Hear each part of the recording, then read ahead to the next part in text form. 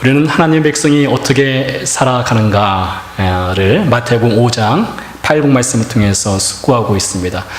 2주 전에 수요 예배 때 사사기서를 마쳤습니다. 약 54번에 걸쳐서 사사기서를 1장에서부터 21장까지를 함께 배웠는데요. 21장 내용을 잠시 말씀을 드리면 이스라엘 지파 중에 막내 지파인 베냐민 지파를 위해서 다른 지파 사람들이 색시를 구해주는 장면입니다. 600명의 베냐민 지파 총각들을 위해서 색시를 구해주는데 그냥 구하지 않고 납치를 해버렸습니다. 강제로 납치해서 결혼을 시켜버리는 사건입니다. 결혼 종년기에 남자가 동네 처녀를 납치해서 결혼하는 것은 이 성경에도 나오지만은 우리가 살고 있는 이 시대에도 납치해서 결혼하는 일들이 세계 곳곳에서 있습니다. 아프리카에서도 있고 우리가 중부기도 하는 키르기즈스탄, 이주영 선교사님이 사역하시는 키르기즈스탄에는 지금도 납치혼이 있습니다. 아마 여러분이 키르기즈스탄에 살고 있다면 이 납치혼, 납치해서 결혼하는 것이 전통이고 일종의 풍습이기 때문에 그것을 그대로 인정하고 받아들일 것입니다. 여기 보니까 사람의 마음을, 여인의 마음을 납치해서 결혼하신 분들이 계셔요.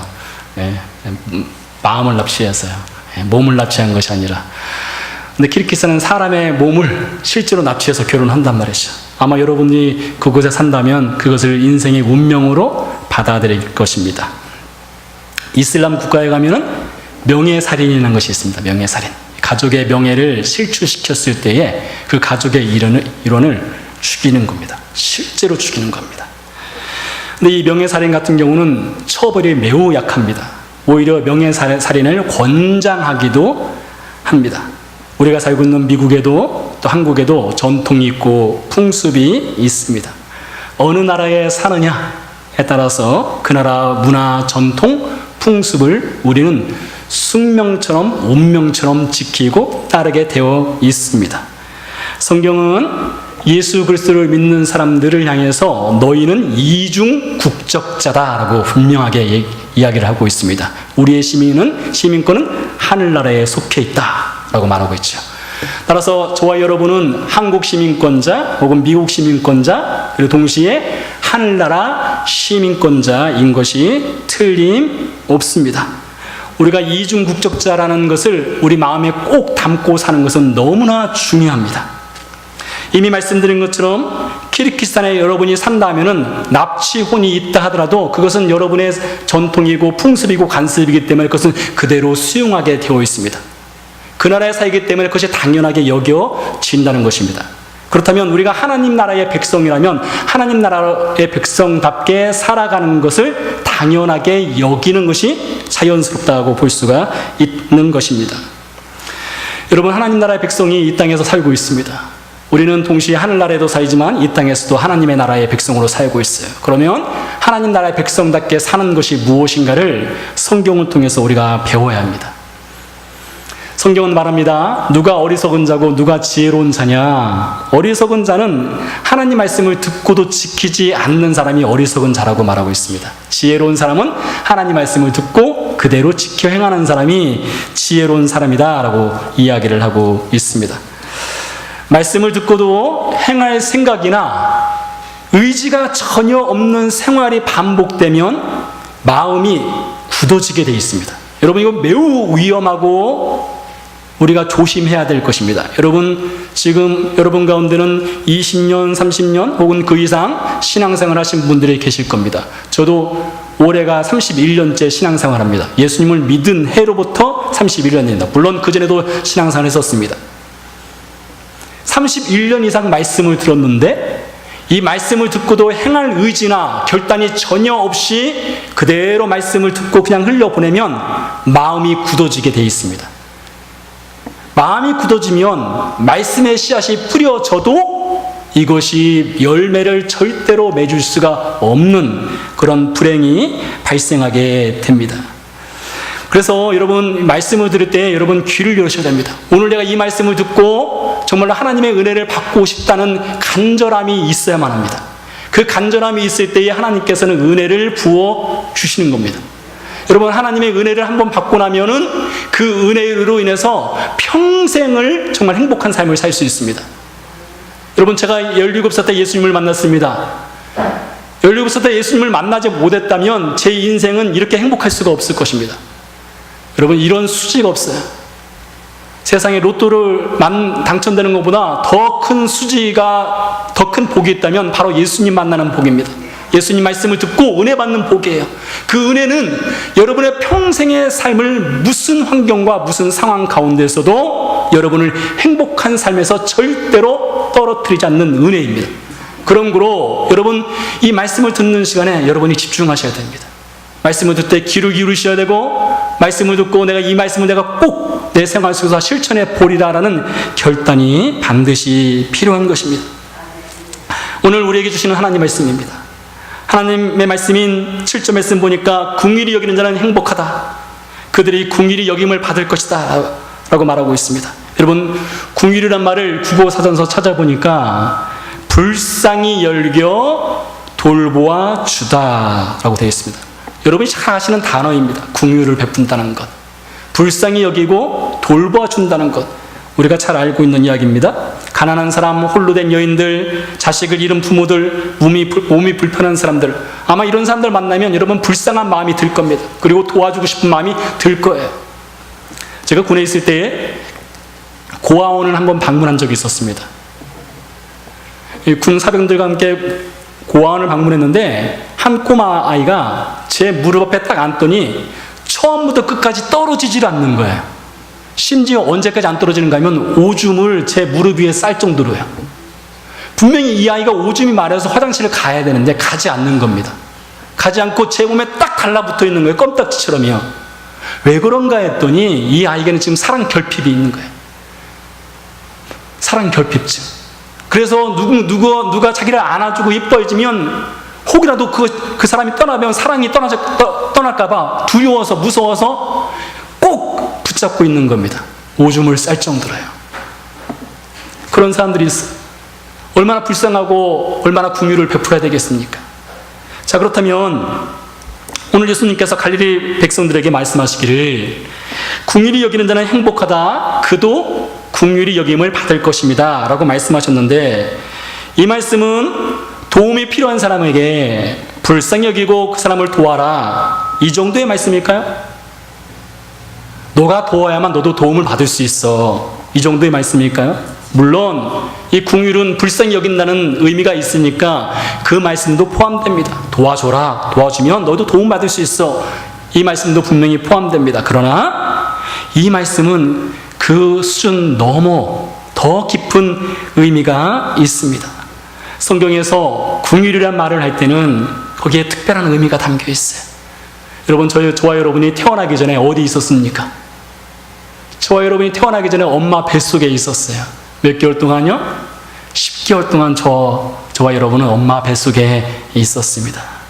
성경에서 긍휼이란 말을 쓸 때는 그 긍휼이란 말의 의미는 엄마의 뱃속을 의미합니다. 엄마의 태중을 의미하는 거예요. 태아가 가장 안전하고 가장 사랑받는 장소, 가장 포근한 장소, 바로 엄마 뱃속입니다. 그것이 긍휼의 원 의미입니다. 또 다른 긍휼의 원 의미는, 그래서 엄마의 뱃속이라는 것은 엄마의 사랑을 뜻합니다. motherly love. 여러분 전부 다 엄마의 뱃속에 있었어요. 그렇다는 것은 여러분 전부 다 엄마의 사랑을 받고 10개월 동안 있었다는 것입니다. 창세기 22장에 보니까 하나님께서 아브라함에게 이렇게 말씀하십니다. 아브라함아, 네 사랑하는 독자, 뭐라고요? 네가 사랑하는, 여기서 사랑한다는 말을 히브리 말로 할 때는 아하브라고 합니다. 동사로 말할 때는요. 명사로 말할 때는 아하바라고 합니다. 아하바.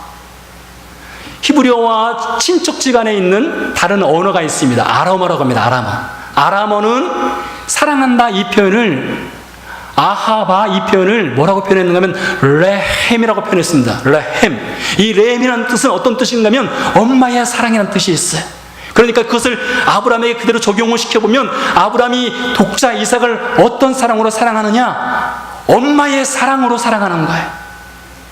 마치 엄마가 태아를 뱃속에 10개월 동안 품고 있는 그 사랑으로 아들 독자 이삭을 사랑한다는 뜻입니다.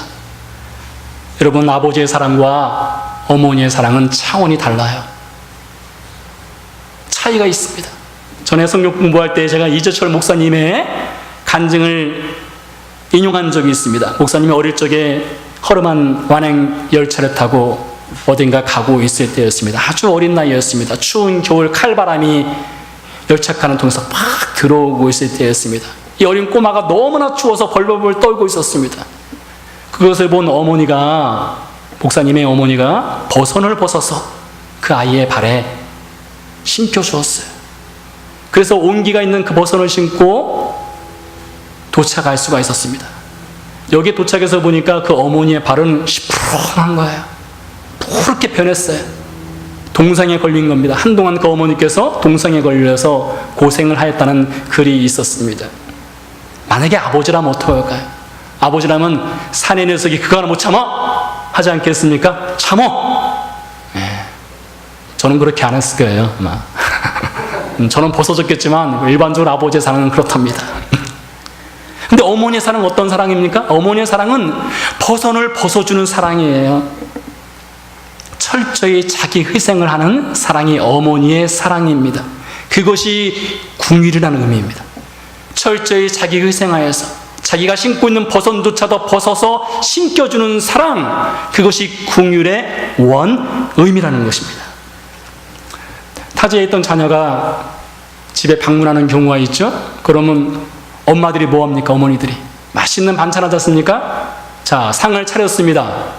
아들이 앞에 앉아있고 남편은 옆에 앉아있습니다.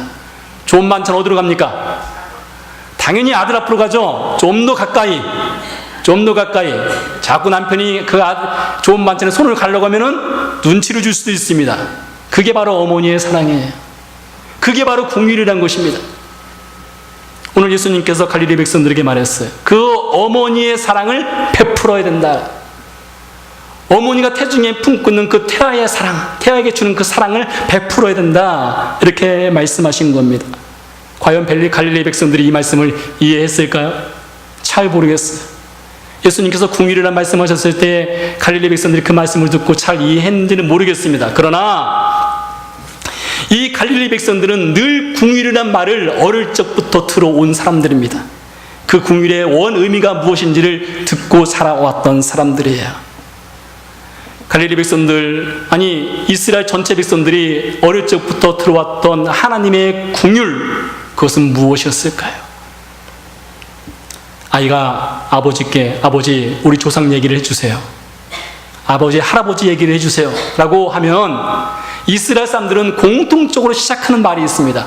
우리 조상이 애굽에 있을 때, 우리 조상이 애굽에서 400년 동안 노예 생활을 할 때에 그 말로부터 이야기가 시작이 됩니다.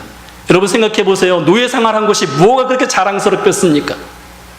노예로 죽도록 살아가는 것이 뭐가 그리 자랑스러워서 우리 조상이 애굽에서 400년 동안 노예 생활 할 때에 그 말로부터 시작을 할까요? 왜요? 거기에 하나님의 어머니의 사랑 같은 궁율이 담겨져 있기 때문입니다. 노예로 살아가던 그들에게 하나님께서 어머니의 사랑의 궁율을 베풀어 주셨습니다. 그들이 출애굽할 수 있었던 것은 하나님의 전적인 은혜요, 하나님의 전적인 궁율이요, 하나님의 전적인 어머니의 사랑이었기 때문입니다. 그래서 이스라엘 백성들은 그것을 기억하는 거예요. 우리 조상이 애굽에서 노예 생활을 하고 있을 때에 그것을 기억하는 겁니다. 하나님께서 죄인에게 베풀어 주시는 사랑은 그저 말로만 하시는 사랑이 아닙니다. 하나님께서 죄인에게 베풀어 주시는 궁율은 말이 아니라 행동으로 이어집니다. 그것을 에베소서 2장 4절에서 바울은 이렇게 증언하고 있습니다. 궁율이 풍성하신 하나님이 우리를 사랑하신 그 큰 사랑을 인하여 허물로 죽은 우리를 그리스도와 함께 살리셨고 너희는 은혜로 구원을 받은 것이라. 하나님의 긍휼은 말로만 되어 있지 않고 하나님의 긍휼은 예수 그리스도 자신의 사랑하는 독자 그 아들을 이 땅 가운데 보내셨고 우리를 위해서 죽게 하셨던 사랑이었습니다. 그것이 하나님의 베푸신 긍휼입니다. 하나님의 긍휼은 동시에 우리에게 용서를 주시는 긍휼입니다. 여러분, 자동차 바퀴가 일반적으로 4개가 있지 않습니까? 앞바퀴 2개, 뒷바퀴 2개입니다. 여러분 꼭 기억하세요. 오늘 차를 타시기 전에 앞바퀴는 하나님의 긍휼, 뒷바퀴는 하나님의 용서, 이것을 기억하시기 바랍니다.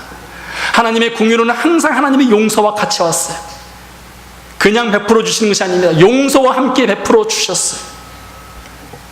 자, 여러분, 저와 여러분이 예수님을 믿고 하나님의 자녀가 되고 하나님을 우리의 아버지라고 고백한다는 것은 저와 여러분이 하나님의 긍휼, 용서하시는 긍휼, 희생하시는 긍휼, 어머니의 사랑의 긍휼을 받았기 때문에 가능한 것입니다. 그래서 그리스도인으로 태어난다는 것은 곧 하나님의 사랑을, 하나님의 긍휼을 받은 것입니다. 그 결과로 태어나는 것이에요. 자, 그러면 여러분, 우리가 하나님의 자녀로 태어나게 되면 반드시 누굴 닮게 되느냐? 하나님을 닮을 수밖에 없습니다. 요즘 친자 확인이 부쩍 늘었다고 하죠? 친자 확인요. 이 아이가 정말 내 아이인지 아닌지 헷갈린다는 거예요. 그만큼 세상이 타락했습니다. 그래서 DNA 검사를 해야만 누구 아들인지 누구 자식인지를 알 수 있다고 합니다. 그리스도인의 친자 확인, DNA가 누구를 닮았는지 누구 것인지는 여러분 조사할 필요가 없어요. 여러분이 누구를 닮았는지 조사할 필요가 없어요. 왜요? 여러분에게 긍휼이 있으면, 여러분에게 자기 희생이 있으면, 여러분에게 용서가 있으면 따로 조사할 필요가 없습니다. 그것이 바로 저와 여러분이 하나님의 자녀된 증거이고 하나님을 닮는 증거가 되는 것입니다. 소설가 중에 김동인이라는 분이 계십니다. 이미 작고하셨죠. 아주 오래전에요. 김동인 소설가가 쓴 것 중에 한 소설 중에 이런 내용이 있습니다. 발가락에 닮았다. 발가락에 닮았다. 불륜을 통해서 아이가 태어났어요. 남편은 불구라서 아이를 낳을 수 없는데 부인이 임신을 했고 부인이 아이를 낳은 겁니다. 내 자식인 게 아닌 것이 분명해요. 그런데 어디 가서 그 말을 하지를 못하는 겁니다. 부끄럽고 창피해서 하지를 못하는 거예요. 누구 닮았냐 하면 뭐라고 하냐면 발가락이 닮았어. 그 정도밖에 말 못하는 겁니다. 여러분 생각해 보십시오. 여러분이 하나님의 자녀로 태어났는데 겨우 발가락만 닮아서 되겠습니까? 겨우 손가락 하나만 닮았으면 되겠습니까? 그것이 아니에요. 저 여러분은 하나님의 자녀로 태어났다면 반드시 하나님의 긍휼의 그 DNA를 다 온전하게 닮아야 한다는 것입니다. 하나님의 긍휼과 하나님의 용서가 완벽하게 드러난 장면이 누가복음 15장에 등장을 합니다. 여러분이 잘 아시는 이야기입니다. 누가복음 15장에 탕자 이야기 있지 않습니까? 탕자가 아버지 유산을 가지고 나가서 허랑방탕하고 다 써버렸습니다. 더 이상 비빌 언덕이 없을 때에 아버지께 돌아오게 되었습니다. 아버지께 돌아오는 장면을 누가복음 15장 20절은 한 편의 영화의 장면처럼 이렇게 묘사합니다. 이에 일어나서 아버지께로 돌아가니라. 아직도 거리가 먼데 아버지가 그를 보고 측은히 여겨 달려가 목을 안고 입을 맞추니. 측은히 여기다. 이 말을 영어로 찾아보면 confession입니다. confession. confession의 의미는 라틴어에서 왔는데요, 이 confession의 의미는 suffer with입니다. 이 말은 곧 함께 고통받는다는 거예요.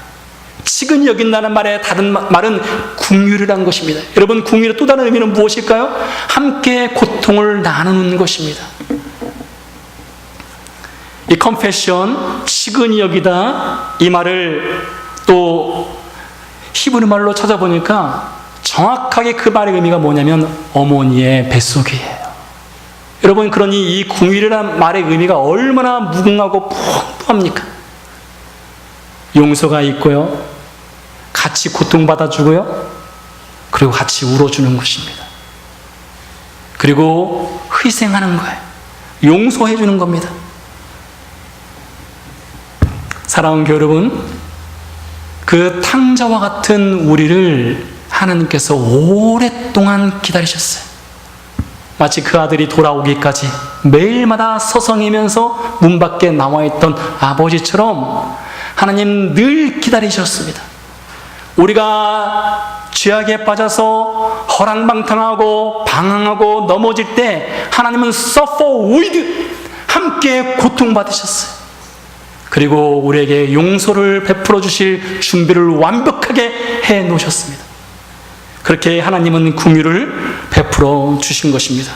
여러분, 지금도 우리 하나님은 기다리시는 분입니다. 이 자리에 아직도 예수 그리스도를 믿지 않는 분이 있다면 그분들을 향해서 하나님은 여전히 그 긍휼의 문을 닫지 않고 열어놓고 있습니다. 일본의 소설가 중에 미우라 야야코라는 소설가가 있습니다. 기독교 소설가죠. 빙점을 쓴 아주 유명한 여러 소설가입니다. 미우라 야야코의 소설 중에 양치는 언덕이라는 소설이 있습니다. 바로 이 누가복음 15장 말씀이 그 소설의 배경이 되기도 합니다. 그 소설 내용 중에 보면 목사인 아버지에게 딸이 있었는데 딸이 결혼을 잘못했어요. 완전히 결혼해서 실패했습니다. 완전히 실패한 인생이 되었어요. 그 딸이 아버지께로 돌아오고 싶은 거예요. 그런데 용기가 나지 않아서 돌아오지를 못합니다. 문 밖에서 서성이는 거예요. 오고 가는 거예요. 어느 날 문을 보니까 그 현관문이 열려져 있는 거예요. 그런데요, 미우라 야야코가 쓴 소설에 보니까 이렇게 말하고 있어요. 집안에 있는 아버지는 한 번도 문을 닫지 않았던 거예요. 어느 날 실수로 문을 열어놓은 것이 아니라 문을 항상 열어놓은 거예요. 언제까지요? 그 실패하고 좌절하고 실망으로 가득 찬 그 딸이 돌아오는 그때까지 아버지는 문을 열어놓는 거예요. 그것이 바로 하나님의 긍휼이고 하나님의 마음입니다. 사랑하는 성도 여러분, 혹시 여러분 가운데 실패한 일이 있다면, 좌절한 일이 있다면, 소망을 점점 잃어간다면 여러분, 하나님의 그 긍휼은 여전히 열려있다는 것을 기억하시기 바랍니다. 그 문은 절대로 닫히지 않습니다. 돌아오기만을 기다리시는 하나님이십니다. 그렇다면 여러분, 이 긍휼의 행복을 여러분 누려야만 합니다. 하나님께서는 긍휼의 행복의 식탁을 여러분 앞에 펼쳐 놓은 것이에요. 자, 이 긍휼의 행복을 누리기 위해서 한 가지를 여러분 실천을 꼭 해야 됩니다. 한 번은 예수님께 베드로가 물었습니다. 주님, 형제가 내게 죄를 범하면 몇 번이나 용서해야 합니까? 7번 할까요? 이거죠. 네, 7번 할까요? 라고 물었습니다. 예수님께서 말씀하셨습니다. 7번에 몇 번이요? 70번까지라도 용서해라. 그러면서 이렇게 말씀하셨습니다. 한 사람이 10억 원의 빚을 졌다. 너무나 그 빚이 컸는데 도저히 갚을 길이 없어. 돈을 꿔준 사람이 돈 갚아라고 닥달을 합니다. 근데 갚을 길이 없습니다. 그러니까 돈 꿔준 사람이 당신 몸을 팔아서, 당신 집안에 있는 모든 것을 다 팔아서라도 당장 갚으시오라고 했습니다. 그렇지 않으면 당신 감옥에 쳐넣겠다고 했습니다. 이 사람이 울며 불며 무릎 꿇고 사정을 했습니다. 너무나 불쌍하고 딱해서 돈을 꿔준 사람이 그래, 용서해 줬습니다. 그냥 탕감해 주었어요. 이 사람이 탕감 받고 나서 나가는 길에 자기 친구를 만납니다. 그 친구는 100만 원 꿔간 친구입니다. 자기는 10억 빚을 졌는데 이 친구는 100만 원 꿔간 친구예요. 100만 원 꿔간 친구를 길거리 한복판에서 붙잡았습니다. 멱살을 잡고 흔들면서 나한테 꿔간 100만 원 당장 갚아라 했습니다. 제발 좀 일주일만 연기해달라. 일주일 연기해주면 내가 어떻게 해서든 갚겠다 하는데도 불구하고 그 멱살을 끌고 잡고서 경찰서 가서 감옥에 집어 넣어버렸습니다.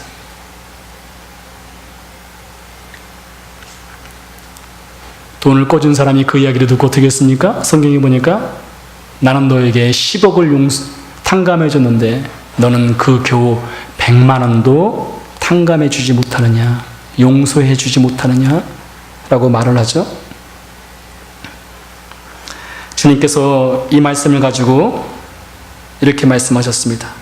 내가 너를 불쌍히 여긴 것 같이 내가 너에게 긍휼을 베풀어 준 것과 같이, 내가 너에게 어머니의 사랑이 담긴 긍휼을 베풀어 준 것 같이 용서를 베풀었으니 너도 네 동료에게 마땅히 그렇게 해야 하지 아니하느냐. 여러분 가운데 긍휼을 받지 못한 사람이 어디 있습니까? 여러분 가운데 어머니의 사랑 같은 하나님의 사랑을 받지 못하신 분이 누가 있겠습니까? 그렇다면 그 DNA가 있다면 여러분, 누군가 용서해야 될 대상이 있다면 용서를 해야 됩니다. 누군가 긍휼을 베풀어야 될 대상이 있다면 긍휼을 베풀어야 합니다. 그 기회를 놓치지 마시기 바랍니다. 기도하시겠습니다.